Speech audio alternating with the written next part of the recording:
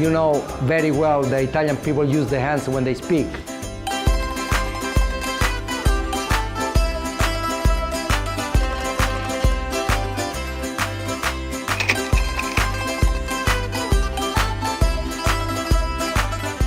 Welcome to this part of the sort of, I don't want to say lesson because nobody going to be a teacher in the world, but it's a sort of experiment. I show you some good videos. This is my colleagues.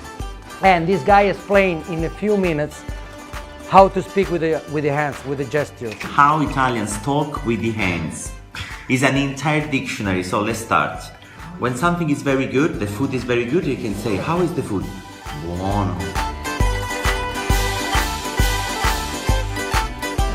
Story which we want you to reenact with the gestures, with the Italian gestures.